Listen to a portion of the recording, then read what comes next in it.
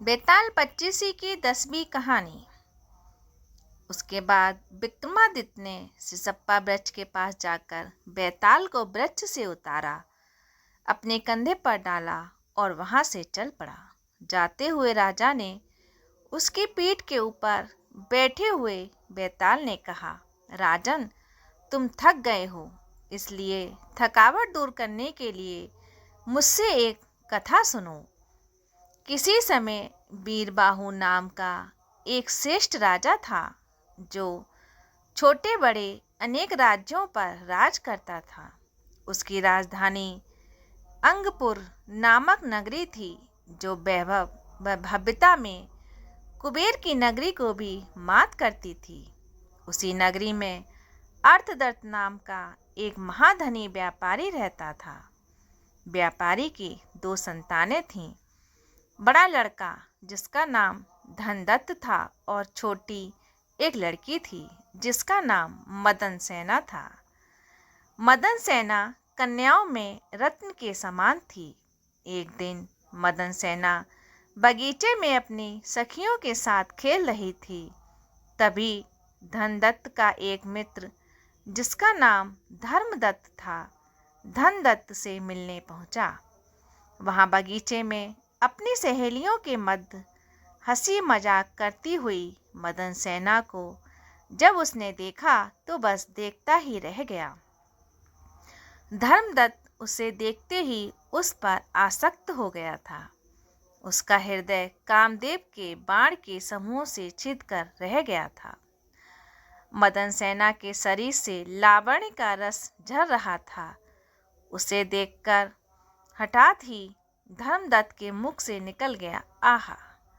अलौकिक रूप की शोभा से जगमगाने वाली इस कन्या को शायद स्वयं कामदेव ने मेरा हृदय बेधने के लिए इस तीखे तीर के रूप में बनाया है।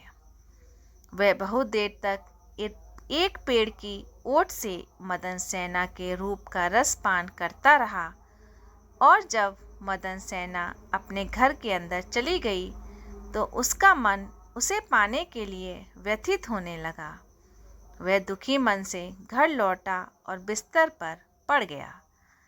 उसके कई मित्रों ने उसकी इस विफलता का कारण पूछा, किंतु धर्मदत्त कुछ भी न कह सका। उस रात स्वप्न में भी वह अपनी प्रिया को ही देखता रहा और उसकी मनुहार करता रहा। किसी ने सच ही कहा है, उत्सुक हृदय वाला मनुष्य क्या क्या नहीं करता। सवेरे उठकर वह फिर उसी बगीचे में गया। वहां उसने मदन सेना को अकेली बैठे देखा। वह अपनी सखियों की प्रतीक्षा कर रही थी। उसका आलिंगन करने की इच्छा से वह उसके पास पहुंचा और उसके निकट झुककर प्रेम के कोमल वचनों से उसे रिझाने लगा।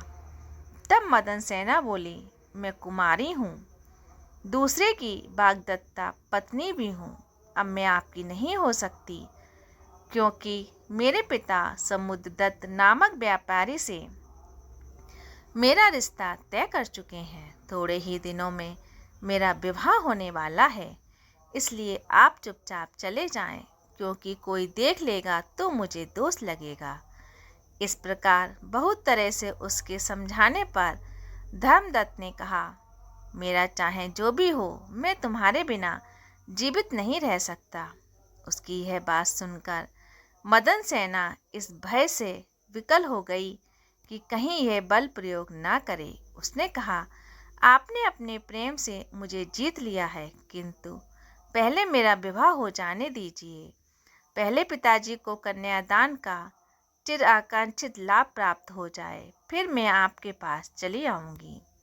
यह सुनकर धर्मदत्त ने कहा, मैं यह नहीं चाहता कि मेरी प्रिया मुझसे पहले किसी और की हो चुकी हो, क्योंकि दूसरा जिसका रस ले चुका हो, क्या उस कमल पर भौरा प्रीति रख सकता है। उसके ये कहने पर मदन सेना बोली, तब विवाह होते ही पहले मैं आपके पास आऊँगी और तब अपने पति के पास जाऊँगी। मदन सेना के ऐसा कहने पर भी उस बड़े पुत्र ने बिना पूरे विश्वास के उसे नहीं छोड़ा। उसने शपथ के साथ उसे सत्य वचन में बांध लिया। तब उससे छुटकारा पाकर घबराई हुई मदन सेना अपने घर गई। विवाह का समय आने पर जब उसके विवाह का मंगल कार्य समापन हुआ, तब वह पति के घर आई। हंसी खुशी में दिन बिताकर रात के समय वह पति के साथ शयन कक्ष में गई। वहाँ पलंग पर बैठकर भी उसने अपने पति समुद्रदत्त की आलिंगन की आदि चेष्टाओं को स्वीकार नहीं किया। समुद्रदत्त ने जब अपनी मीठी मीठी बातों से उसे रिझाने की कोशिश की तो मदन सेना की आंखों में आंसू भर आए। तब समुद्रदत्त ने यही सोचकर कि शायद इसे मैं पसंद नहीं हूँ, मदन सेना से कहा, सुंदरी, यदि तुम्हें मैं पसंद नहीं हूँ तो मुझे भी तुमसे कोई काम नहीं है। तुम्हें जो भी प्रिय हो उसी के पास चली जाओ। यह सुनकर मदन सेना ने सिर झुका लिया। फिर धीरे से बोली, आर्यपुत्र, आप मुझे प्राणों से भी अधिक प्रिय हैं, किंतु मुझे आपसे कुछ कहना है। आप उसे सुने और मुझे अभयदान दें ताकि मैं सच्ची बात आपसे कह सकूं। बड़ी कठिनाई से उसके ऐसा कहने पर समुद्रदत्त ने उसका आग्रह स्वीकार कर लिया। तब वह लज्जा व विषाद से भरी भयभीत सी बोली, एक बार मैं अपने बगीचे में अकेली खड़ी थी। काम पीड़ा की आतुर मेरे भाई के एक मित्र धर्मदत्त ने मुझे रोक लिया। अब वह जिद पर उतर आया। तब मैंने पिता को कन्यादान का फल मिल सके और निंदा भी ना हो, इस विचार से उसे वचन दे दिया कि विवाह हो जाने पर मैं पहले उसके पास आऊँगी, तब उसने पति के पास जाऊँगी। अतः स्वामी, आप मुझे अपने सत्य वचन का पालन करने की अनुमति दें। मैं उसके पास जाकर क्षण भर में ही आपके पास लौट आऊँगी। बचपन से मैंने जिस सत्य का पालन किया है उसे मैं छोड़ नहीं सकती। उसकी बातें सुनकर समुद्रदत्त आहत सा हो गया, लेकिन वह वचन से बंध चुका था, इसलिए सोचता रहा, अन्य पुरुष से आसक्त इस स्त्री को धिक्कार है। ये जाएगी तो अवश्य, फिर मैं इसे सत्य से क्यों डिगाऊं? इससे मेरा विवाह हुआ है, इसका आग्रह मुझे स्वीकार करना ही चाहिए। यह सब सोचकर समुद्रदत्त ने उसे जाने की अनुमति दे दी। वह उठी और अपने पति के घर से बाहर निकल गई।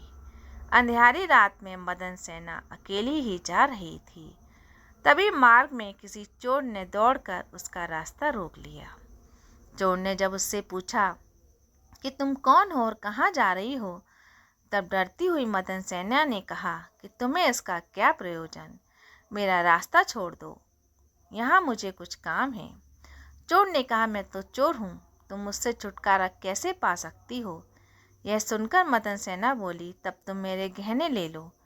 चोर ने कहा, अरे भोली, इन पत्थरों को लेकर मैं क्या करूँगा? तुम्हारा मुख चंद्रकांत मणि के समान है, काले केस नागमणि के मानिंद हैं, कमर हीरे के समान है, शरीर सोने जैसा है, अवयव पाण्यार मणि के समान है। तुम स्वयं एक जीती जागती अप्सरा हो, मैं तुम्हें किसी तरह नहीं छोड़ूंगा। चोर के ऐसा कहने पर उस बाणे पुत्री ने विवश होकर अपना वृत्तांत सुनाने के बाद उस चोर से प्रार्थना करते हुए कहा, क्षण भर के लिए तुम मुझे क्षमा करो, तुम यहीं ठहरो, तब तक मैं अपना वचन पूरा करके शीघ्र ही तुम्हारे पास आ जाऊंगी। मैं अपने इस वचन का उल्लंघन नहीं करूंगी। यह सुनकर उस चोर ने उसे सच्चाई पर अटल रहने वाली समझा और उसे छोड़ दिया। इसके पश्चात वह चोर वहीं रुककर उसके लौटने की प्रतीक्षा करने लगा। मदन सेना धर्मदत्त के पास पहुंची। वह मदन सेना को जी जान से चाहता था। उसे इस प्रकार रात्रि के समय अपने पास आई हुई देखकर उसने सारा वृत्तांत पूछा।